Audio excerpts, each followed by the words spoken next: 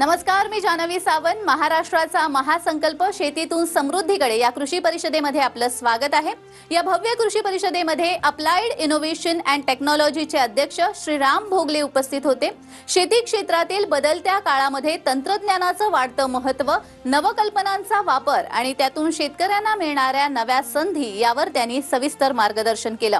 तंत्रज्ञानातून शेती विकासाची संधी या विषयावर बोलताना त्यांनी सांगितलं की पारंपरिक शेतीमध्ये आधुनिक साधनांचा समावेश केल्यास उत्पादन क्षमतेमध्ये लक्षणीय वाढ होऊ शकते.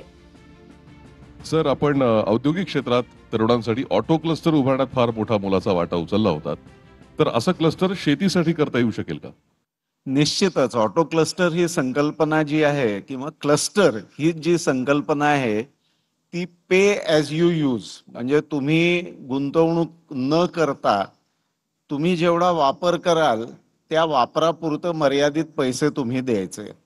औद्योगिक क्षेत्रात अनेक यंत्र अशी असतात की जिथे इंडिव्हिज्युअली छोटे उद्योग त्याच्यात गुंतवणूक करू शकत नाहीत. 2-2, 5-5 कोटी रुपये किंमत असते आणि महिन्याभरात मोठ्या मुश्किलीने 8 किंवा 10 तास वापर उद्योग करतो. तर असे अनेक उद्योग जेव्हा त्याचा 8-8, 10-10 तास वापर करतात तेव्हा ते परवडतं आणि त्याच्यातली गुंतवणूक करून क्लस्टर म्हणून जर तुम्ही ते वापरायला सुरुवात केली तर या सगळ्या उद्योगांना आधुनिक तंत्रज्ञानाचा वापर करता येतो आणि त्याचा उपयोग आजूबाजूची इंडस्ट्रियल ग्रोथ होण्याकरता होतो. शेती क्षेत्रातही ही संकल्पना सहजपणे वापरता येईल आणि खरं म्हणजे वापरण्याची खूप गरज आहे. अनेक गोष्टी ज्या भाड्याने घेतल्या जातात शेती करता त्या खाजगी व्यवसाय म्हणून केला जातो, पण क्लस्टर ही संकल्पना अशी आहे की तुम्हीच एकत्र येता, तुम्ही ते फॉर्म करता, सरकारकडनं काही सबसिडी घेऊन ते सगळं तिथे उपलब्ध करून ठेवता आणि प्रत्येकाच्या गरजेप्रमाणे तो तिथून घेऊन त्या क्लस्टरला पेमेंट करतो. शेवटी याच्यात तुम्ही दुसऱ्या कोणाकडनं तरी हार्वेस्टर भाड्याने घेणं किंवा दुसऱ्या कोणाकडनं तरी ट्रॅक्टर भाड्याने घेणं, याच्यापेक्षा या गोष्टी जर शेतकऱ्यांनी एकत्रित येऊन केल्या तर तुम्ही स्वतःला भाड्याने गोष्टी देताय असा त्याचा अर्थ होईल. खरं तर किती सोपी आणि सहज संकल्पना आहे. म्हणजे ही जर खरंच अंमलात आणली गेली, प्रत्यक्षात आली, तर शेतकऱ्यांचा बराचसा त्रास कमी होऊ शकतो. मराठवाड्यासारखा ज्याला आपण असं म्हणू शकतो की कमी पावसाचा भाग आहे, ते फळबागा जास्त प्रमाणात आपल्याला दिसून येतात. त्याच्यावर आधारित प्रक्रिया उद्योगामध्ये किती संधी आहे मराठवाड्याला असं तुम्हाला वाटतं? खरं म्हणजे फळांवर प्रक्रिया करून नाशिवंत फळांचं आयुष्य वाढवणं, म्हणजे शेल्फ लाईफ वाढवणं आणि त्यातनं व्हॅल्यू ॲडेड प्रॉडक्ट्स बनवून ते लोकांपर्यंत पोचवले तर जवळपासची मार्केट न शोधता तुम्हाला दूरदूरच्या मार्केट्सपर्यंत पोचता येतं. फूड प्रोसेसिंग इंडस्ट्रीमध्ये जेव्हा आपण विचार करतो त्यावेळेला ते काही छोट्या प्रमाणात करता येईल असा विचार सहजासहजी कोणाच्या डोक्यात येत नाही आणि केलं तर ते इकॉनॉमिकली व्हायबल होईल असंही लोकांना वाटत नाही. पण खरं सांगायचं म्हणजे CFTR आहे, म्हैसूरची जी संस्था आहे, यांनी अनेक अशा टेक्नॉलॉजी डेव्हलप केल्यात की जिथे 5-7 शेतकरी एकत्र आले किंवा एखादा 20-25 एकराचा शेतकरी असेल तो गुंतवणूक करून आपल्या शेतात एक 10,000 स्क्वेअर फुटावर एक छोटीशी प्रोसेसिंग इंडस्ट्री निर्माण करू शकतो. याच्यात फार मोठ्या गुंतवणुकी करण्याची गरज नाहीये, पण त्यांनी एक होतं की फळ तुमचं एकत्रितपणे खूप मोठ्या प्रमाणावर बाजारात जेव्हा जातं तेव्हा त्याचे भाव पडतात, पण तुम्ही त्याला प्रोसेस करून त्याचं आयुष्य वाढवलं तर तुम्हाला योग्य किंमत आणि योग्य मार्केटपर्यंत पोहोचण्याची संधी आहे. त्यामुळे ही जी एक संकल्पना आहे की तंत्रज्ञान वापरायचं असेल तर खूप मोठ्या प्रमाणावर गुंतवणूक करावी लागेल, तर मोठी गुंतवणूक होते, त्याचा उपयोग आहे, मोठ्या प्रमाणावर ब्रँड्सना त्यातनं सप्लाय होतं, पण छोट्या गुंतवणुकीतनंही हे सगळं करणं सहज शक्य आहे. फ्रूट पल्प प्रचंड मागणी आहे, फ्रूट ड्रिंक्स करता खूप मोठ्या प्रमाणावर मागणी आहे. कन्सॉलिडेट करून विकणारी बरीच मंडळी आहेत, म्हणजे छोट्या छोट्या लोकांकडनं ते योग्य पद्धतीने केलेलं असेल तर विकत घेऊन आणि मग मोठ्या प्रमाणावर एक्सपोर्ट करणारी मंडळी आहेत. यांच्याशी आपल्याला कसं जोडून घेता येईल याचा विचार करणं फार आवश्यक आहे. मँगो पल्प आहे. आता मँगो पल्प मला आठवतं कोकणात आमच्या लहानपणी जो आंबा सर्वात शेवटी शिल्लक राहायचा, जो बाजारात विकायला जाऊ शकायचा नाही, 15-16 मे नंतर काही आंबा कोकणातनं मुंबईला पोहोचण्याची शक्यता नव्हती. तर या चक्क आंब्याचा रस काढून आंब्याच्या पोळ्या केल्या जायच्या. बरोबर. काय करायचं, ताटलीत टाकायचा रस आणि सूर्याच्या उन्हात ठेवून द्यायचा. म्हणजे सिंपल फ्रूट प्रोसेसिंग बरोबर. असं मी त्याला म्हणेन, की इतकी साधी गोष्ट होती, पण ती आंबापोळी वर्षभर टिकायची. तर हा जो याच्या मागचा जो विचार आहे, हा विचार घेऊन शेतकऱ्यांनी जर आपल्या आजूबाजूला छोट्या छोट्या गुंतवणुकी करायला सुरुवात केली, तर त्यांच्या फळांना बाजारात खूप मोठ्या प्रमाणावर फळं आल्यामुळे जो भाव मिळत नाही, त्यातनं त्यांची सुटका होऊ शकेल. म्हणजे गरज असतील तेवढी फळं विकली, बाकीची प्रोसेस करून पुढे विकायला ठेवून दिली. कदाचित प्रोसेस केलेल्या फळांना जास्त भाव मिळू शकतो. अगदी मिळतोच, कारण जेव्हा शॉर्टेज असतं तेव्हा ती विकली जातात, बरोबर. त्यावेळेला भाव वाढलेले असतात. खरंय. आणि प्रोसेसिंग केल्यामुळेही एकंदरीत लोकांचा त्याच्याकडे बघण्याचा दृष्टिकोन बदलल्यामुळे त्याला जास्ती भाव मिळण्याची शक्यता असते. खरंय. सर, मुख्यमंत्र्यांनी नदीजोड प्रकल्पाची घोषणा मध्यंतरी केली होती. त्याचा कितपत फायदा मराठवाड्याला मिळू शकेल असं तुम्हाला वाटतंय? पाणी एका ठिकाणाहून दुसऱ्या ठिकाणी नेण्याकरताची व्यवस्था करणं आणि अधिक प्रमाणात जिथे पाणी आहे तिथून ते पाणी जिथे तुटीचा भाग आहे तिथे नेणं, ही संकल्पना अतिशय महत्वाची आहे. ती वेळोवेळी सरकारने त्याच्यावरती विचार केलेला आहे, पण ती त्या क्षणी व्हायबल होत नाही. म्हणजे इकॉनॉमिक व्हायबिलिटी जेव्हा काढली जाते अशा योजनांची, त्यावेळेला असं दिसतं की ही योजना व्हायबल नाहीये. आणि मग एकीकडे ती योजना व्हायबल नाही म्हणून आपण 10-15 हजार कोटी रुपये घालणं टाळतो, आणि दुसरीकडे दुष्काळी भागातल्या शेतकऱ्यांना दर वर्षा 2 वर्षांनी 3-4 हजार कोटी रुपये कॉम्पेन्सेशन म्हणून देतो.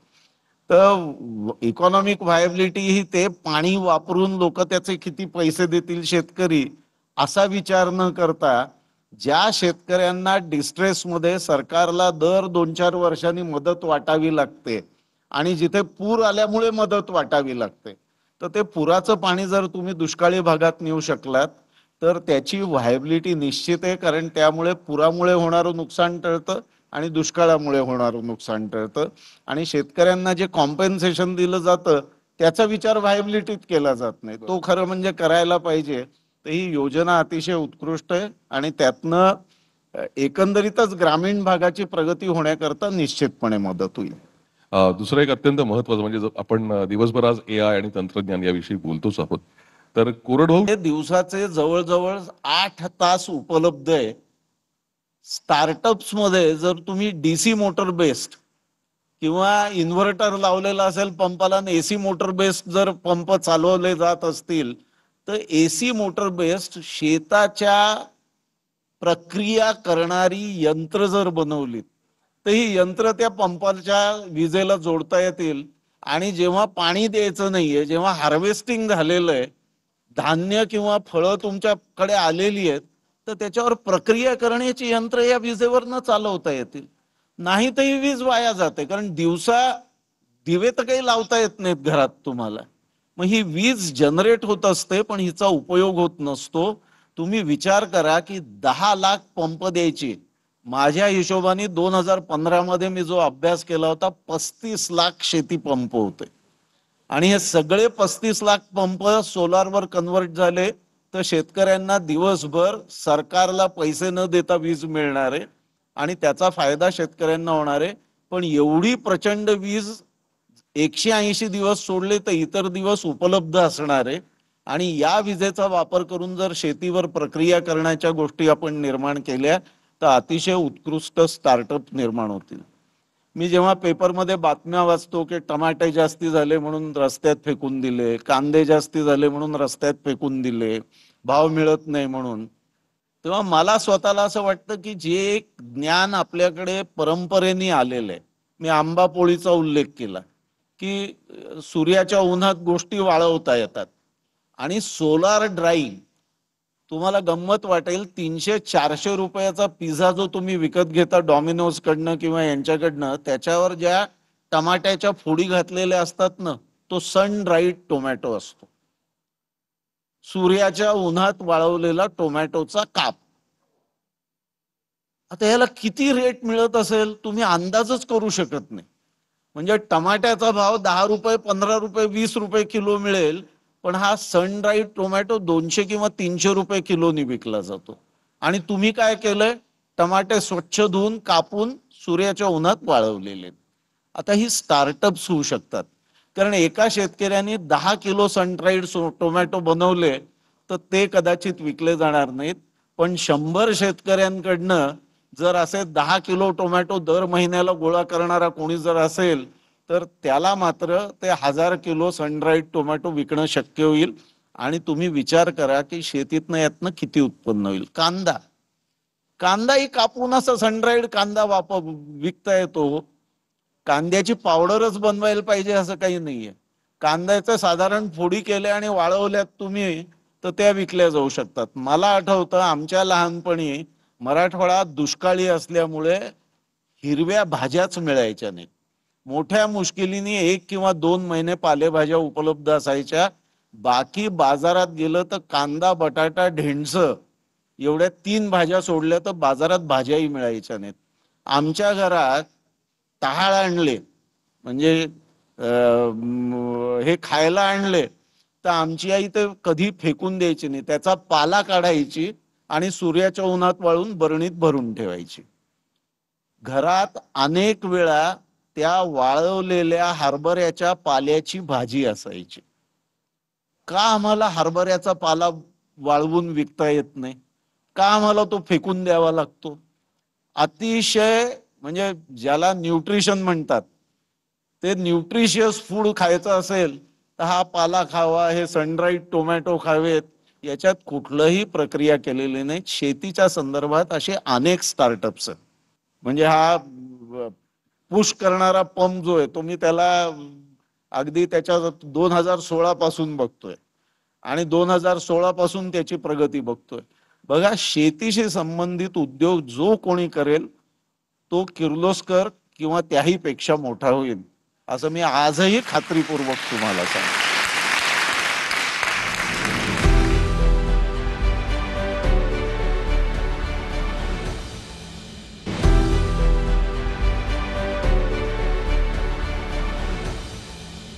तर आता समृद्धी हायवेनी मराठवाडा जवळ येतोय. समजा नदीजोड प्रकल्प झाला तर इथला दुष्काळही थोडासा कमी व्हायला मदत होईल. एआयचा वापर करतायत काही चांगली तरुण मंडळी आहेत, ती सध्या शेतीसाठी खूप चांगलं काम करतायत.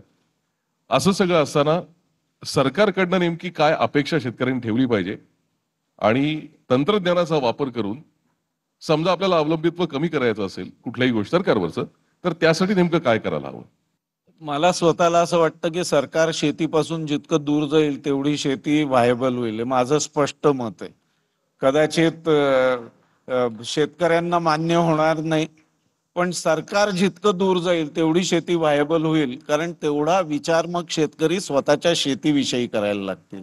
आज दुर्दैवाने अनेक लोकांच्या सांगण्यावरनं, प्रॉमिसेसवरनं आपल्या शेतीच्या विचारापेक्षा सबसिडी काय मिळेल याचा विचार जास्ती असतो.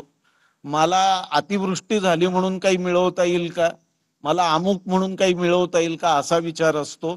आणि अनेक वेळा सबसिडी मिळते म्हणून जी काही यंत्रतंत्र आपण विकत घेतो ती कुठून तरी इम्पोर्ट केलेली असतात, ती चालतच नाहीत. म्हणजे स्वस्तात मिळालंय तरी न चालणारी गोष्ट घरात आणून कशा करता ठेवायची शेतीत? ते केवळ स्वस्तात मिळालंय म्हणून आणलेलं आहे. तर या गोष्टींपासून सरकारने दूर जावं. त्यांनी शेतकऱ्यांना एम्पॉवर करावं, म्हणजे वीज पूर्ण वेळ मिळेल याची खात्री करावी, खताची उपलब्धता असेल याची खात्री करावी, सीड्स पुरियस मिळणार नाहीत याची खात्री करावी.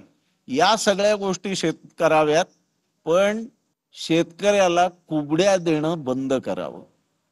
ज्या दिवशी सरकार हे करेल आणि जे दिवशी शेतकऱ्याला हे वाटेल की मीच माझा तारणहार आहे, सरकार माझं तारणहार नाही, कुठलाही नेता माझा तारणहार नाही, मला शिकावं लागणार आहे की आता या बदललेल्या परिस्थितीत शेती कशी करायची आहे, त्या दिवशी शेतकरी सक्षम होईल. तर सरकारकडनं एवढीच अपेक्षा आहे की तुम्ही सगळं इन्फ्रास्ट्रक्चर उभं करा, पण कृपा करून शेतकऱ्यापासून दूर राहा.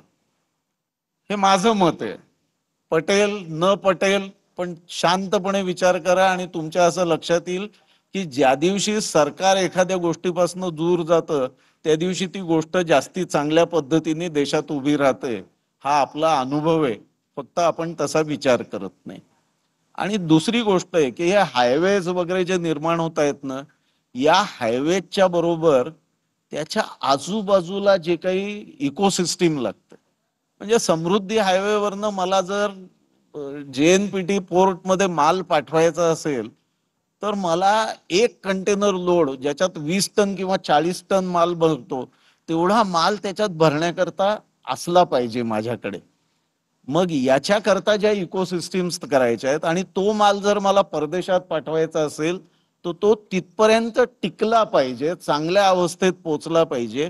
याच्याकरता ज्या इकोसिस्टीम्स आहेत या इकोसिस्टीम्सच्या बाबतीत शेतकऱ्यांमध्ये अवेअरनेस क्रिएट केला पाहिजे.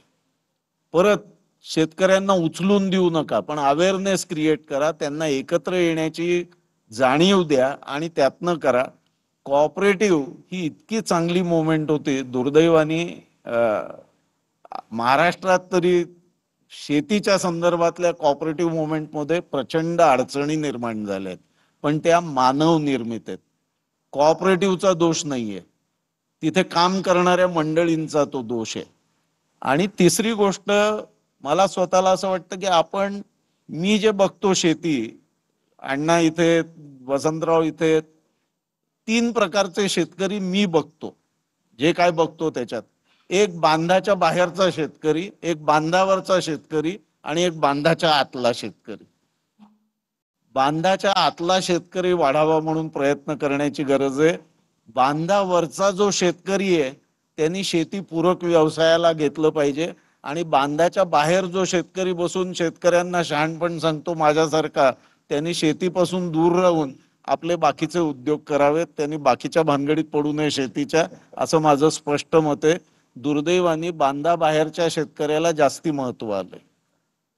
बांधावरचा जो शेतकरी आहे त्याच्या प्रॉब्लेम्स कडे हे बांधाबाहेरचे शेतकरी लक्ष देत आहेत. जो बांधाच्या आत काम करणारा शेतकरी आहे त्याच्याकडे फार कमी लक्ष आहे, असं माझं स्पष्ट मत आहे. त्यामुळे या दृष्टीने विचार करायला शिकलं पाहिजे आणि बांधाच्या आत काम करणारा शेतकरी वाढला पाहिजे, तरच शेतीला आणि या सगळ्या हायवेजना भवितव्य आहे. मला असं वाटतं की या परिषदेचा इतका चांगला समारोप होणं शक्य नव्हतं. सर, तुम्ही वेळात वेळ काढून आलात आणि आम्हाला इथे तुम्हाला ऐकण्याची संधी दिली त्याबद्दल मनापासून तुमचे आभार. धन्यवाद. तसा शेतीशी माझा संबंध नसतानाही मला आपण बोलावलं आणि इथे माझे विचार व्यक्त करण्याची संधी दिली. TV9चे मनापासून आभार. धन्यवाद सर.